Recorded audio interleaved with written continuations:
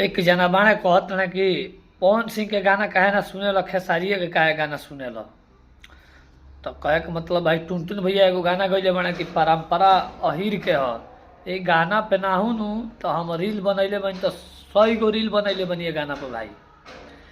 आ ई गाना हमरा बहुत मस्त लागेला, भर घड़ी गाना सुनीला। आ ओकरा बाद भोजपुरी में हम गुरु मानिला नु तो एगो टुनटुन भैया के आ खेसारी भैया के, आ ओकरा अलावा कौन जना के कुछ ना मानिला। ठीक बा। तो ये ऐसे तू जेकर फैन हड़ो ओकर तारीफ करो, हम जेकर फैन हनी ओकर तो भाई हम ओकरा के गुरु मानबो ही करिला। तो ये ऐसे आलतू फालतू खेसारी के बारे में कमेंट मत करो लो।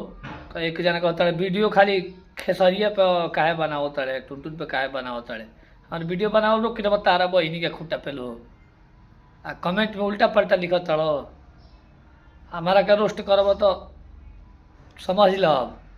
ऐसे कोनो रोस्ट मत करो सो भाई, तो हनी के जेकर फैन हड़ो सो तारीफ करो सो चाहे गान मारा सो। हम तो भाई गाना हमारा अच्छा लगी जे करे न सुनो, तो कमेंट मत करो सो उल्टा पलटा। भोजपुरी में राज करिए टुनटुन खेसारी, कोई ना।